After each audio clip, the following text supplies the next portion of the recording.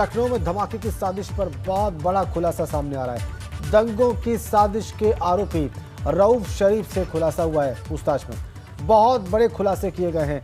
रऊफ के बैंक खातों में 2 करोड़ से ज्यादा की फंडिंग हुई है। रऊफ के खाते में बीते 2 साल में विदेशों से करोड़ों रुपए आए।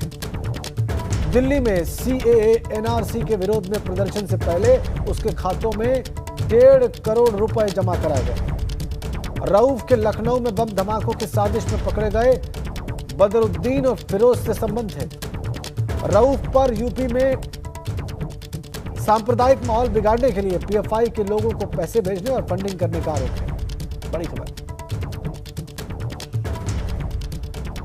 दंगों की साजिश रचने का आरोप। रऊफ के बैंक खातों में पिछले 2 साल में करोड़ों रुपए आए हैं और पूछताछ में बहुत सारी बातें सामने आई हैं। सीए और एनआरसी के विरोध प्रदर्शनों से पहले करोड़ों रुपए आए और धमाके की साजिश पर बहुत बड़ा खुलासा लखनऊ से।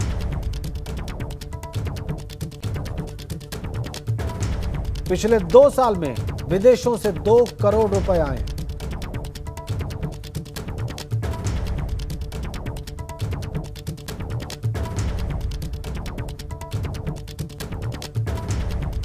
बड़ा खुलासा, एसटीएफ लगातार पूछताछ कर रही है।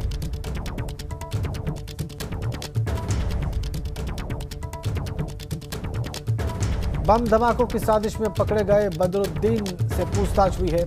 सीएए और एनआरसी के विरोध करने के लिए करोड़ों रुपए रऊफ शरीफ के खातों में भेजे गए। बहुत बड़ा खुलासा लखनऊ में धमाके की साजिश पर।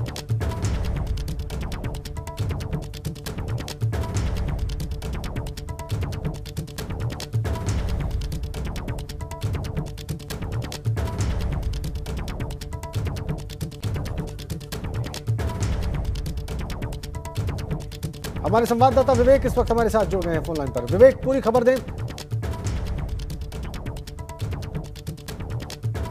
विवेक, आपको मेरी आवाज मिल रही है? जी हाँ राजेंद्र, जो रऊफ को जो गिरफ्तार किया गया है उससे एसटीएफ केरल से यहाँ लाई थी मथुरा। उसे कोर्ट में पेश करके जो रिमांड मांगी है 5 दिन की पूछताछ में पता चला है कि उसने तमाम विदेशी बैंक से विदेशी खातों से उसके पास रुपए भेजे गए थे। दिल्ली में जो सीए एनआरसी को लेकर प्रदर्शन हुआ था उस वक्त करीब 1.5 करोड़ रुपए उसके खाते में आए थे। ये 4 खाते उसके अभी तक आइडेंटिफाई हुए हैं जो केरल के हैं और इन बैंकों को संपर्क करके सीज करने की कार्रवाई की जा रही है। इसके अलावा 35 लाख रुपए अलग से आए थे। वो कहाँ से आए थे? वो देश के कुछ अलग अलग हिस्सों से भेजे गए थे अलग अलग खातों में।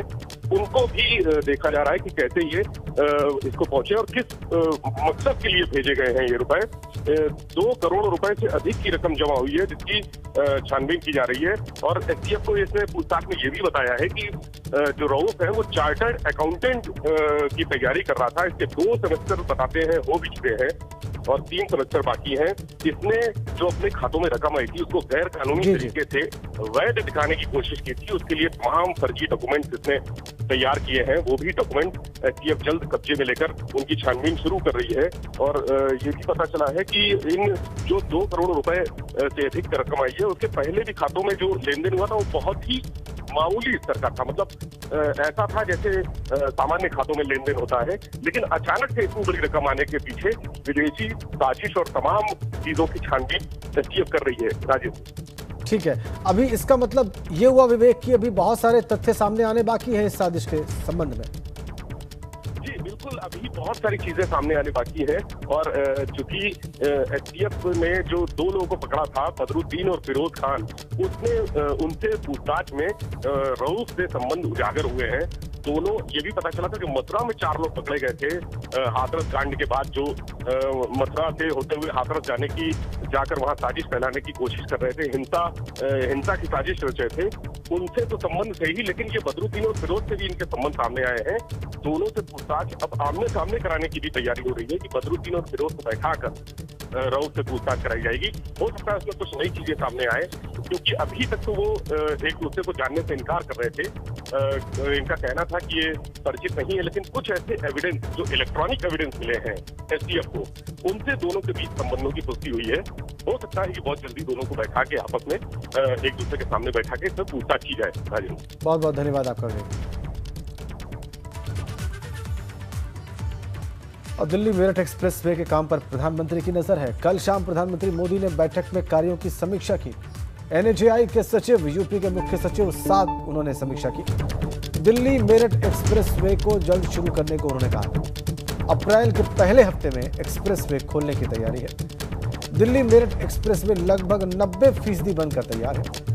82 किलोमीटर लंबे इस एक्सप्रेसवे को 4,974 करोड़ रुपयों में 6 लेन का बनाया जा रहा है।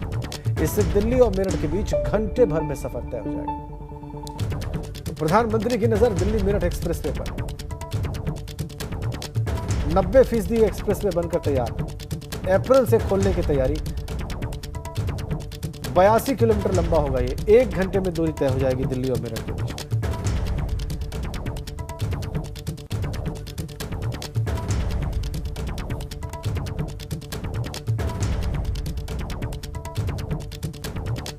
प्रधानमंत्री की नजर दिल्ली मेरठ एक्सप्रेसवे के काम पर। अविनाश तिवारी हमारे साथ हैं, हमारे सहयोगी। अविनाश, क्या समीक्षा की कल प्रधानमंत्री ने इस बाबत? देखिए राजेंद्र, अगर बात करें तो कल प्रधानमंत्री नरेंद्र मोदी ने एनएचएआई के सचिव और उत्तर प्रदेश के मुख्य सचिव आरके तिवारी के साथ समीक्षा बैठक की, जिसमें ये पूरा कामकाज उन्होंने पूछा।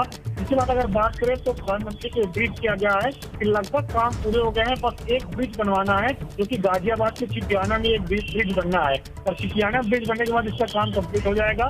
तो प्रधानमंत्री ने कहा कि जल्द से जल्द इसको पूरा कराया जाए और कब तक ये काम कंप्लीट हो जाएगा, जिस पर एनएचएआई के सचिव की तरफ से इनको जानकारी दी गई कि 31 मार्च तक सारे काम कंप्लीट कर लिए जाएंगे। इसके बाद प्रधानमंत्री ने कहा कि अप्रैल में पहले सप्ताह में इसको पूरे तरीके से जनता के लिए खोल दिया जाए, जिससे कि दिल्ली से मेरठ आने वाले लोगों को काफी राहत मिल सके।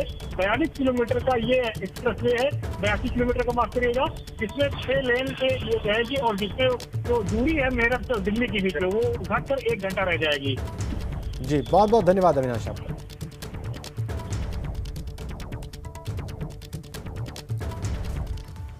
एक और बड़ी अपडेट आपको देते हैं। बीजेपी अध्यक्ष जेपी नड्डा का वाराणसी दौरा है। 28 फरवरी को वाराणसी आएंगे जेपी नड्डा। 2 दिन के दौरे पर वाराणसी आएंगे जेपी नड्डा। पंचायत चुनाव को लेकर मंडल समिति की बैठक लेंगे।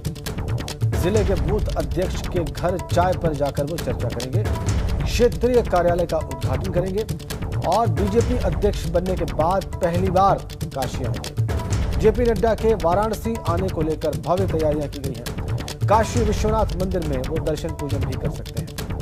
तो बीजेपी अध्यक्ष जेपी नड्डा का वाराणसी दौरा और उसका कार्यक्रम सामने आ रहा है। 28 फरवरी को वो वाराणसी पहुंच रहे हैं। 27 फरवरी को वाराणसी पहुंच रही है प्रियंका गांधी वाड्रा। 28 फरवरी को बीजेपी के राष्ट्रीय अध्यक्ष वहां पहुंच रहे हैं और अध्यक्ष बनने के बाद पहली बार वो काशी पहुंच रहे हैं और इसीलिए भव्य स्वागत की तैयारी बीजेपी कार्यकर्ताओं के द्वारा उनकी।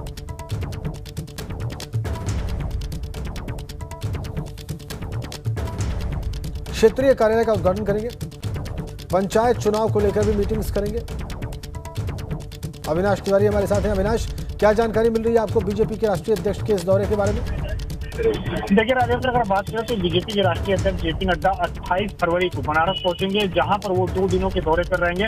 बनारस मंडल के 16 जिले के पदाधिकारियों के साथ वो बैठक करेंगे, समीक्षा करेंगे। इसके साथ साथ अगर बात करें तो जो बनारस के कार्यकर्ता हैं उनमें से कुछ कार्यकर्ता के घर भी जाएंगे, वो मुलाकात करेंगे और किसी कार्यकर्ता के घर में चाय पर चर्चा भी करेंगे और भारतीय जनता पार्टी का जो नवनिर्मित कार्यालय है उसका भी उद्घाटन करेंगे। ये काफी महत्वपूर्ण दौरा माना जा रहा है, क्योंकि जिस तरीके से उत्तर प्रदेश में विधानसभा चुनाव है, इसके पहले जेपी नड्डा भी उत्तर प्रदेश के अंदर पार्टी को सक्रिय करना चाहते हैं और पार्टी के अंदर एक कार्यकर्ताओं के अंदर जोश लाना चाहते हैं। यही कड़ी है कि वो बनारस पहुंच रहे हैं और तमाम सारे पार्टी के अधिकारियों के साथ बैठक भी करेंगे और समीक्षा भी करेंगे। बहुत बहुत धन्यवाद आपका अविनाश।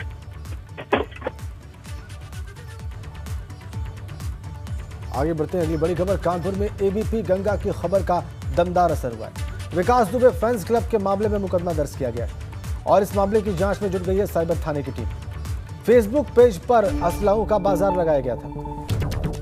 फेसबुक पेज के एडमिन को इस मामले में आरोपी बनाया गया है।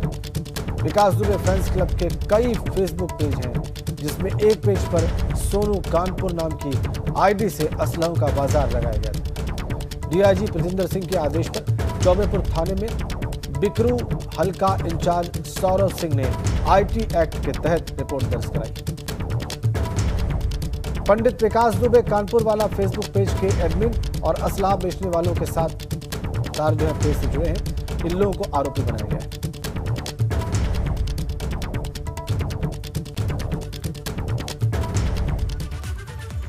और अब कानपुर से ही एक और बड़ी खबर मिल रही है। कानपुर डीजल घोटाले में केडीए उपाध्यक्ष की कार्रवाई सामने आ रही है। अवर अभियंता महेंद्र सिंह, असद अली और रविंद्र प्रकाश को निलंबित करने और विभागीय कार्रवाई की शासन से संस्तुति की गई। केयर टेकर विभाग के 2 कर्मचारियों सुनील और मुकेश को सस्पेंड कर दिया गया है। केडीए में दिसंबर 2017 से दिसंबर 2019 के बीच 2.25 करोड़ रुपए का डीजल घोटाला हुआ था। जांच रिपोर्ट में घोटाले की पुष्टि हुई थी। सामने आया कि जिस वक्त बिजली आ रही थी उस वक्त भी हैवी जनरेटर कागजों में चलता दिखाया गया।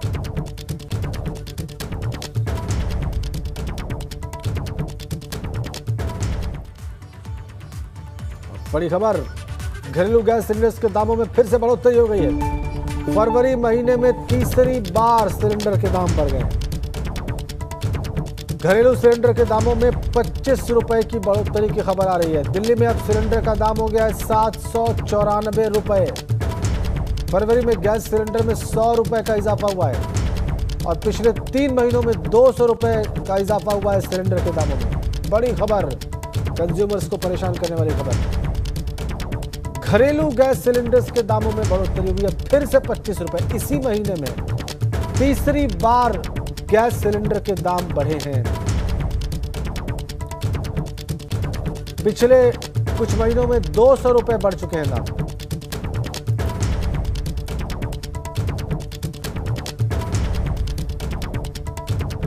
आगे बढ़ते हैं। उत्तर दक्षिण के बीच बयान देकर घिर गए राहुल गांधी। विपक्ष के बाद अपने ही नेता का निशाना झेल रहे हैं वो। कांग्रेस विधायक अदिति सिंह ने निशाना साधा है। कहा इस तरह के बयान देना गलत। जिसने जिताया उसको लेकर ऐसा नहीं बोलना चाहिए था। यह बयान दिया है रायबरेली से विधायक, सदर से विधायक अदिति सिंह ने, जो कि कांग्रेस के टिकट पर चुनाव जीती, लेकिन उनके बागी तेवर पिछले काफी समय से दिखाई दे रहे हैं। और फिर से एक बार उन्होंने राहुल गांधी को निशाने पर लिया है। उत्तर दक्षिण वाले बयान पर उन्होंने टिप्पणी की। देखिए क्या कहा उन्होंने। आप कहते हैं कि अन्य पार्टियां विभाजन करती हैं, ये करती हैं, वो करती हैं। आप खुद ही सबसे ज्यादा इस टाइप की बात, डिविजनल पॉलिटिक्स की बात कर रहे हो। आप नॉर्थ वर्सेस साउथ खुद कर रहे हो।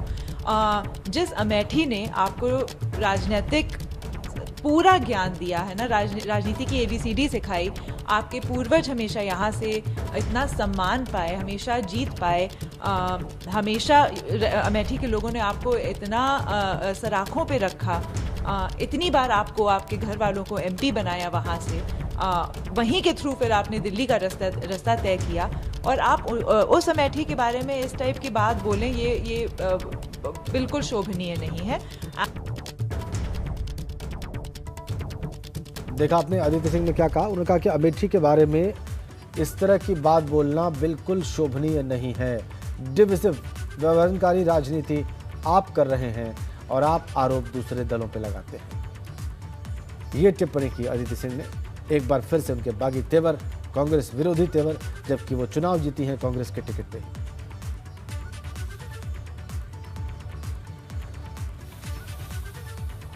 अगली खबर, मुजफ्फरनगर से प्रेमिका ने पानी की टंकी से कूदकर आत्महत्या कर ली है। सोशल मीडिया पर वीडियो वायरल हो गया है। प्रेमी पर अश्लील फोटो वायरल करने का आरोप लगा है। पुलिस ने आरोपी प्रेमी को गिरफ्तार भी कर लिया है। नई मंडी क्षेत्र कुकड़ा ब्लॉक की घटना है।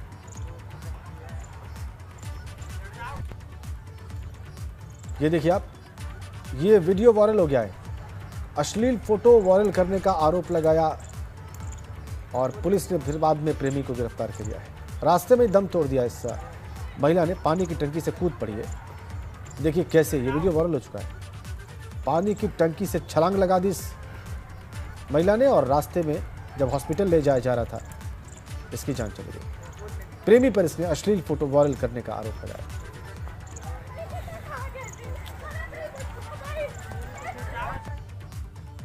और अगली खबर जौनपुर से है। हादसे के बाद रोडवेज बस पर पथराव हुआ है। बाइक से बस की टक्कर के बाद यह पथराव हुआ है। हमले में बस के शीशे टूटे हैं। पुलिस थाने में शिकायत, बदलापुर थाने में बस कंडक्टर ने शिकायत की।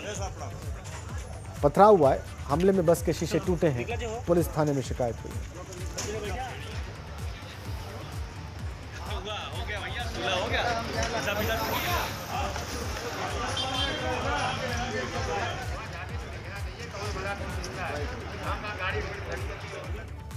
और अब बात उत्तर प्रदेश के अच्छे दिन की, क्योंकि उत्तर प्रदेश के 24 करोड़ लोगों की आय इस साल दोगुनी होने वाली है। और ये योगी सरकार की बड़ी उपलब्धि है, जिसने कोरोना की महामारी में विकास की रफ्तार को रुकने नहीं दिया। न सिर्फ प्रति व्यक्ति आय, बल्कि यूपी की जीडीपी इस साल पहले से बढ़कर नए पायदान पर पहुंचने का अनुमान है।